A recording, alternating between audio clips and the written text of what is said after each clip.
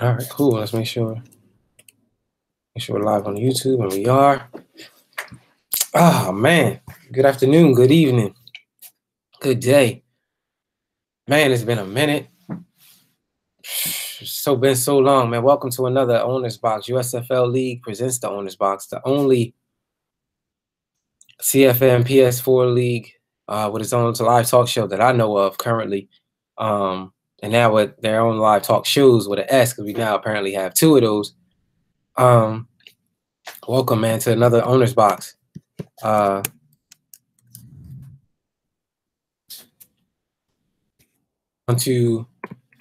discuss, man, the league and how everything's going. I know it's been a while. I know I've took a long hiatus.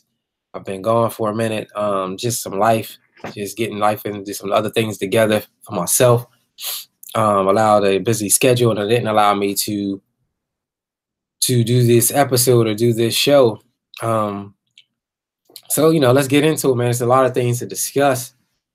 First and foremost, I think we left off at the end right before the Super Bowl, so I think I need to pick up from there and just bring everybody up to speed.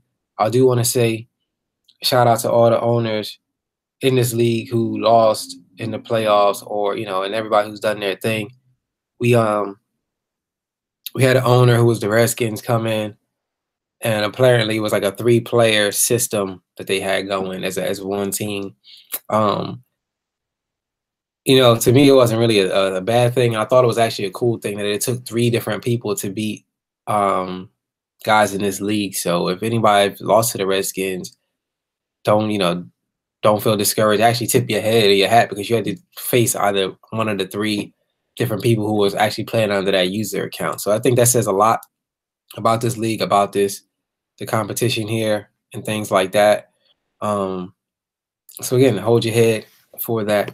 No need to be discouraged by that at all. Secondly, his opponent played a great game. Unfortunately, again, he just got the worst of the 3 of the players. So Bill talked about it. I think that owner has been booted. We had some new owners that replace him. Shout out to the new owners. Welcome to the league. For those who've never seen this before, this is called the Owner's Box. We have our own live talk show. Off season, a lot of different moves have been made. Actually, it seems like a lot of moves have been made here in the first couple of weeks versus the off season. No real superstar blockbuster trades, in my opinion. A lot of older guys have been moved around. Some names have been moved around, but nothing that was like superstar studded. I think people now see the value of building teams. I know a lot of people picked up on Cletus's methods and how they're building their players and things like that. So I think that's pretty cool, pretty dope. We also have myself. I didn't even make the draft, and I didn't really see anything that was positive. I mean, no standout superstars and things like that. But we'll definitely see how that unfolds. Going here into this new season. Prior to that, man, while I was gone, some different things have emerged, like the Mo Show. I wasn't really going to talk about it at first. Then I kind of found it entertaining. First of all, shout out to the Lions and for even taking an initiative to jump on this camera and hold it down while I was gone. I heard a lot of early subliminal shots in the beginning of the show, of his episodes, and then we actually spoke about it and things like that. We laughed, and I was actually going to be a guest. So I probably still will be a guest. So shout out to him and all those who supported him and showed him love while I was gone. But Fox, that was definitely, as he calls it, and we both talked about it. It's Fox Sports, but ESPN is back.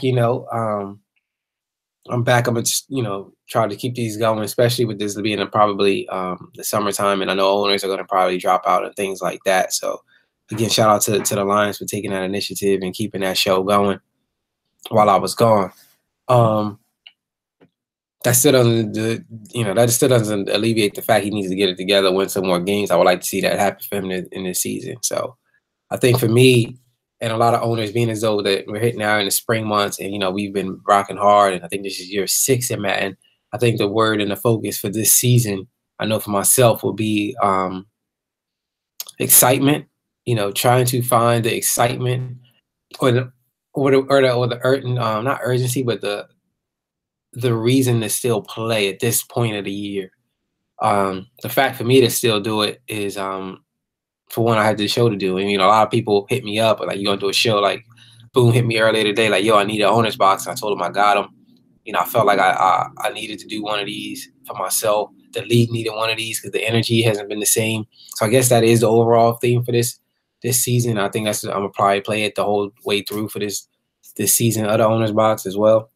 It's just being able to have the energy and still want to compete at a certain level this late in the year. The cool thing is that we did get some new owners to help bring that energy in, because I know that they're going to try to win, and then new guys come in here and think they could just easily dominate, and they can't. So that will definitely allow us to find some energy to do that. Also, I do want to win one more Super Bowl. I know Cletus wants to win a Super Bowl. Chiefs, like all the guys who won one, boom, they want to win one. We need, it's hard to really count that last Super Bowl as a real one because of the controversy around the owner, but I feel as though like they will, we'll consider that, what it was, but the NFC and the NFC still has to figure out who's the best. And in my opinion, it's still 2-2. We kind of, due to the asterisk next to the Redskins owner and the controversy around that, you kind of won't count that year. So I don't want to undermine anybody's successes or things like that. So I don't want to say it doesn't count. It's just, it was just, it's a shame that he got that far and won it. I wish somebody would have run, one of the regulars that somebody knew who deserved to be there would have won it. So that, that's what it is. And I think it's going to be hard to find that type of energy and want to play, especially with it getting nice and it's getting warm outside. But just know for myself and a lot of other top tier guys, we're still going to be committed and fully committed to play this season. So hopefully everybody can stay in, don't pull out, and continue to go hard, because I'm definitely going to continue to go hard. My team, it seems a lot of teams, it's funny because a lot of teams who were top tier now are getting a lot of older guys. Like a lot of my guys are old, except for the exception of Cletus. He has all young 20 guys, but a lot of these other guys are getting old, and the teams who were doing bad, they seem to get young. And my team seems to be, scratching and clawing every week now to keep up with these young guys, because they're well seasoned and things like that. So that'd be interesting to see. Let me go over here and take a look over here at Daddy Leagues for a quick second and just run through the AFC. We have the Chiefs. We have the Chiefs, Jets, and Browns all undefeated on AFC side, with Cletus leading 4-0. The Chiefs are 3-0 and the Browns 3-0. Shout out to the Browns, man. We're in another league that mirrors the USFL League. We use that league to get more reps, to then come and translate and win more games in this league. He definitely jumped on that, took advantage of that, and he's been winning games. He's actually, I think, 14-2 in the other league, and now he's here 3-0 in this league. So, Ty and myself, we always talk about the consistency, the time, putting the work in. When you put the time and the work in and get the reps, man, your game, you perfect that scheme, you perfect your schemes, the game starts to slow down so much and so tremendously that, it's just almost effortlessly when you come into a game and, things are just looking wide open and guys are just running around, not making plays on defense. And it's not luck or anything like that. It's just consistency. It's just the work that you put in, running them same plays until you're tired of running them. So then when you go into the game, it's like, I already 3 down, and then, I need third down and 3. I know what plays to call. First down or whatever, I know what plays to call. I know my big shot plays. I know my must yard get plays, things like that. So he's a definition and an example of what the stuff that we talk about all the time. Titans are 3-1. It's good to see him up there. I know he, said that he was in a bunch of different leagues and it was hard for him to play, but he's now 3-1. The Bengals also in that second league that we have at 5, 5th place is 3-1, and the Raiders at 6th place 3-1. The Raiders, Browns, Jets, and Chiefs, those spots are pretty much locked. It's really these other 3 slots or other 2 slots that these newer guys can come in. And it's a ton of football left. Things can turn, things can change around. But it's good to see at least 2 teams like the Bengals and the Titans in the top 5 when they haven't really been there. The Pats and the Colts and the Ravens and the Broncos, 2-2. A lot of football. It's still what I like to call the first quarter of the league. Actually, we're in the second one as the week 5 or whatever. I like to break it down the seasons by 4 or 5 games at a time. So we're going into that second quarter of the season. Things could turn around. All them guys are 500. The last 4 teams that I mentioned. The only team to me, or I think who should be emerging and should stay at a consistent level is the Patriots. And Strong, I know it seems like I'm on you, but you were doing so well in the first 2 years of this league, or this Madden rather. Now you're like, 500 or barely scratching 500 in 1 year, but not 500. So just trying to figure out what happened. I know the Brady thing happened, but you also had another good young guy who should have came in and be able to make some things happen. So. And then again, I don't know how much updated Daddy Leagues is, but I'm just going by what's current right now. In the NFC, we have Packers 1, Seahawks 2, Redskins 3, Panthers 4, Giants 5, and myself 6. All of us are 3-1. My losses to the Panthers 7 week 1 due to my schedule. I know that's going to probably hurt me in a later, but it's fine. A lot of football. Then we have the Rams, who I play tonight. San Fran, Bears, and Cowboys all 2-2. I do want to address something, man. Mo has said something about his cousin beating me in the other league in the Super Bowl. That happened. But Mo, let's not act like it was a blowout. I lost on the last play of the game to win the game. I threw an interception in the end zone to win the game. So, and then he had his team Green Bay. I had the Patriots.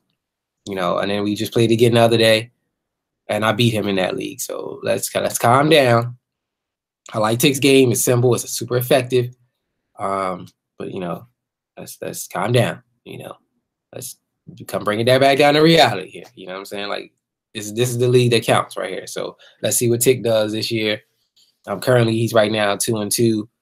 And he's gonna have a tough time catching Boone if he the way that this league, the way that Boone plays with Seattle and things like that. So it'd be interesting to see if Ronnie and the Panthers, how long can he play at that level at 3-1? Had the opportunity last year to win the division, and kind of around week 6, week 7, his game turned all the way around, and he kind of didn't make the playoffs. So hopefully he's learned from that and challenged me for this division. The Saints are nowhere to be found. I don't know why. He needs to step his game up. And then the Bucks has been MIA since year 2. So that's my overall look at the division from the NFC South. I think the NFC North is still going to have to go through Green Bay. Hopefully the Lions can pull a miracle and beat him at least once. The Bears, I don't see it happening. And Greasy, I don't know, man. You got rid of Bridgewater, you got Mariota. You made some moves happen that you wanted to make happen, but the results are still the same. So I don't know what it is, but you got to figure that out. So NFC East would be interesting. Moondog is, kind of played everybody twice now, so hopefully he makes some more wins happen. I would like to see him up there.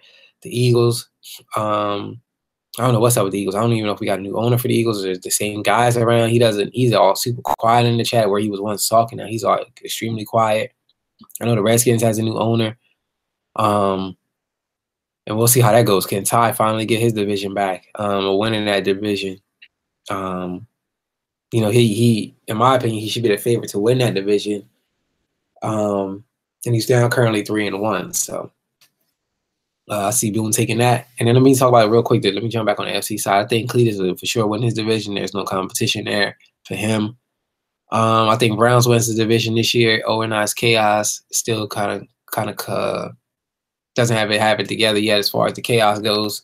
That's still kind of like still kind of chaotic over there. So I see the Browns winning that division. I think Chiefs wins this division this year. I think he beats his brother maybe twice this year, and he wins that division. And I think that's about it, man. As far as the divisions go. I do want to, however, let me check the chat. I think I got something happening in the chat. Oh, thank you. Creasy has been removed. Do we have a new Vikings owner? Hopefully we have a new Vikings owner. If not, then it's a CPU. But thank you for that update. But we did lose Creasy, so sorry for our loss. RIP to the Vikings owner, Cressy. It was good seeing you, bud. Maybe we'll see you again around Madden 19. So, Oh, okay. We do have a new owner. Cool. So shout out to the new Vikings owner. Whoever you are, looking forward to seeing what you do this year. I'm trying to think, is there anything else? I mean, I feel like I've been going so long and I got to get the rust off myself. I apologize for not having the graphics. YouTube and this Hangouts air, man, they need to figure it out. I'm actually have a whole new layout coming for the next episode, graphics and a whole better thing that's way more interactive. I've been working on that behind the scenes. Also been trying to fine tune my streaming. The bit rate, it seems to be so crazy. It's either super fast or super laggy.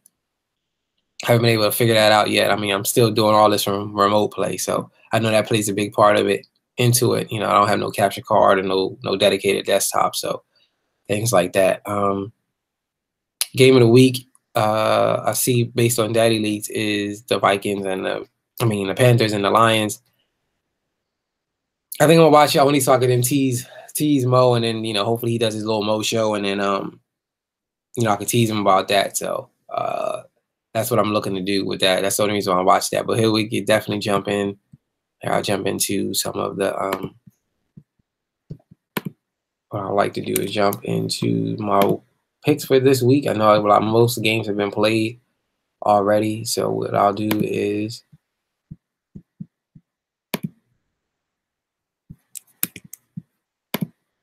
there we go. What I'll do is jump into the next week. I think we're in week 5, so what I'll do is jump into week 6. In week 6, we currently have the Bengals and the Chargers.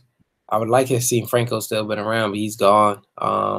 So I'm gonna go with, I don't know who the Chargers owner is right now, so I'm gonna go with the Bengals. Joe Deasy. 0-4. I seen that you've been real close in games, but you're throwing them away. I just hope Madden 19, man, you learned a lot. From this, man, I hope you learned a lot. You can take a lot of that into Madden 19. Cause man, you got potential, bro. Just can't win the game. So I'm gonna go with the Vikings. I'm gonna go Broncos and Rams. Both of them guys kind of play so conservative, but I think Doc is more active and has more reps and has a better Madden IQ than the Rams overall. So I'm gonna go with the Broncos. A good game. Next week it should be this week on week 6 will be Browns and the Panthers. I'm going with the Browns. 2 reasons: the one, Panthers are my division, and Browns has a little bit more better user than the Panthers. Champ and 49ers. Champ hasn't won any games, which is shocking to me. I mean, I thought he would at least win one, or maybe he's not active. Who knows? But either way, I think Tick's 4-play system. His 4 plays that he runs, plus the bunch formation that he runs, I think it'll be too much for the Cardinals. Jacksonville and the Colts. I don't even think Boone's little brother. I don't think Drew is still around, so I'm gonna go with the Colts. Bucks and the Cowboys. I'm going with Moondog. I think Moondog can win that. Patriots and Dolphins. I'm going with Patriots, hands down. It wouldn't even matter if Dolph is active or not. I don't see him winning that. Lions and Bears. Oh my. Who do I pick with that? I'm gonna go with the Lions for that game. Then we have Raiders and Chiefs. I think I said earlier that I think the Chiefs will beat him twice, and I'm going to stick with that. So I'm going with Chiefs on week 6. Jets and Ravens. I'm going Ravens. No, I'm sorry. No, that's not what I mean. Jets and Ravens. I'm going Jets. Redskins and Titans. I don't know anything about the Redskins, so I'm gonna go with the Titans just for familiarity. Saints and me. Saints haven't beaten me yet. Don't see it happening now. I'm going with myself. And Texans and the Eagles. I'm going with the Texans. Jags is back. Drew is back. I'm getting word from the official commish. Jag is back. Hopefully he can get some effort going. I'm still going with the Colts. I think he's back in the physical, but I don't think he's back in as far as competitiveness. So I'm still going with the Colts. And then we got Texans and the Eagles. I'm gonna go with the Eagles. Are the Eagles still around? Or is that some type of new owner or a computer owner or something like that. So I would like to know that. And those are my picks for week 6. Oh man, that is my pick for those. Shout out to them owners. Again, if I didn't pick you or pick you, just use it as motivation to prove me wrong or things like that. This episode, man, I'm gonna make it kind of quick. I just wanted to get this out for people and just to let people know that I will be doing more episodes and more shows. I think the next one I am gonna do is Saturday. I do want to get with Ty, and I want to do like an official show, and things like that. I do want to do like an official one. Oh, he's mad about his sim loss. That's crazy. So, other than that, man, I think that's pretty much it. Oh, I do want to give I guess I got to do a tip for this episode. A gamer tip for this episode. And my tip for this episode, let me break down what I'll do. I'll break down one of the popular plays, HB Wham, the run play, and I always see a lot of people using that. And I know some guys have a issue with stopping that. The best way I've been able to stop it is running a cover 6 to stop HB Wham out of the 3-4 odd. And then I shift my defensive line to the side that I think the guy's running to. But then I use it a linebacker on the other side to shoot the gap just in case he kind of flips the play. And what that does is allows two things to happen. If the guy tries to audible and runs the counter, the cornerback on the left side then can drop down and play the counter because it's a cover 2. And then if the guy and then the opposite side of that cover 2 is a cover 4, which then allows a safety to come down and shoot the gap as well. You shifting the defensive line over throws off the alignment, which then frees your linebacker, the user, to shoot the A gap. That's been my most effective way to stop the HB Wham. Again, just my tip for this episode. Go into practice and try it out. Again, either the cover 6 or if you want to try the other way with the cover 9. Works pretty well. Just shift your defensive line, baseline, shift your defensive line to the left or the right, depending on which way you think that the guy's going to shoot up the gap. When the tight end motion's over, the defensive line comes and grabs them and allows one of your linebackers to shoot free through the A gap, and then the safety should be able to scrape up and clean it up, or the cornerback on the other side so he can't break it to the outside. That's my tip for this episode. So, again, just wanted to put this quick little owner's box out, man. I apologize for the shortness of this episode. I felt like it was some things I needed to touch on. Did a quick recap from the point that I left off to the season. Again, shout out to everybody who's been in this league and been rocking with us for this long. I really appreciate it. It's really been a great Madden for myself, and just being able to do this and play at such a great level. It's really been one of the best ones in a while. Overall, I haven't even played this far in a Madden in a long time. I'm actually really anticipating, hopefully they can do some type of NCAA football. Would love to take all this energy and put it there. But if not, then we just rock out until Madden 19, man. I think that's my plan. It's going to be probably a little harder when the summer really gets here, but I'm going to still try to make it happen. So the next episode will be Saturday. I'm going all in on Saturday. I'm going to talk to Ty. I'm going to have a guest. I think I have 2 people in line for that. I'm going to try to get one of them who's brand new. Somebody we haven't seen so far on the owner's box. I'm going to try to get that person on. And we go from there, man. I appreciate everybody for watching and rocking out with me. And it's Marc Gates, man. I'm signing off. Catch you this Saturday on the next owner's box. Peace.